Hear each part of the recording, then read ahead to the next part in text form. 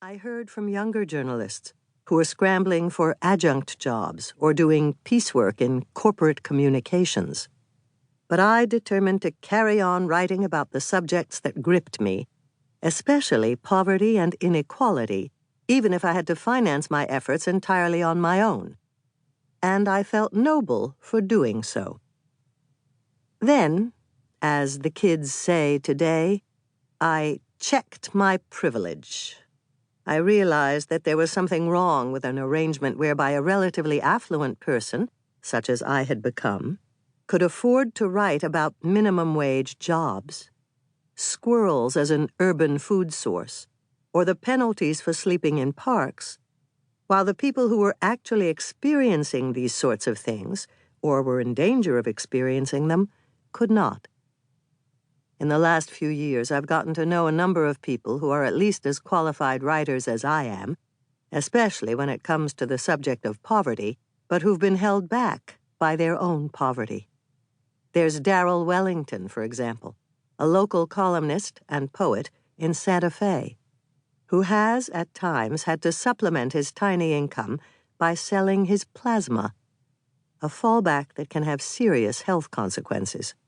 Or Joe Williams, who after losing an editorial job was reduced to writing for $50 apiece for online political sites while mowing lawns and working in a sporting goods store for $10 an hour to pay for a room in a friend's house.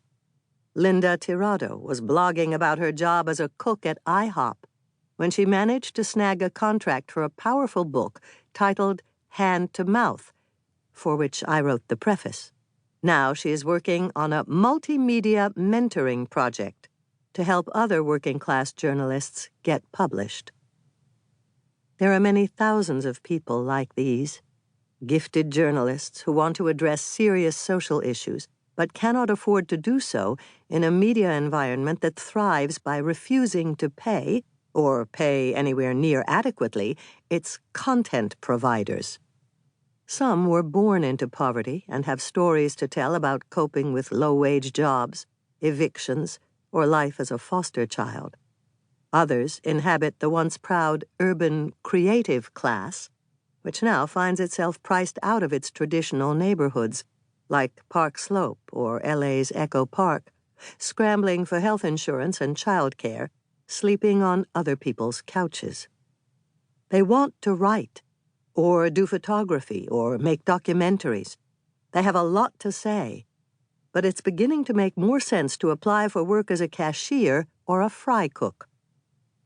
This is the real face of journalism today. Not million-dollar-a-year anchor persons, but low-wage workers and downwardly spiraling professionals who can't muster up expenses to even start on the articles, photo essays, and videos they want to do, much less find an outlet to cover the costs of doing them. You can't, as I learned from Darrell Wellington, hop on a plane to cover a police shooting in your hometown if you don't have a credit card. This impoverishment of journalists impoverishes journalism.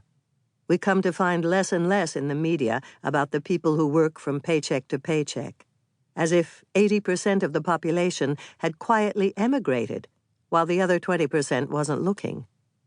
Media outlets traditionally neglected stories about the downtrodden because they don't sit well on the same page with advertisements for diamonds and luxury homes.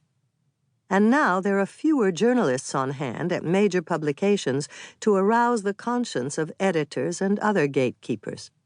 Coverage of poverty accounts for less than 1% of American news. Or, as former Times columnist Bob Herbert has put it, "We don't have coverage of poverty in this country. If there is a story about poor people in the New York Times or in the Washington Post, that's the exception that proves the rule.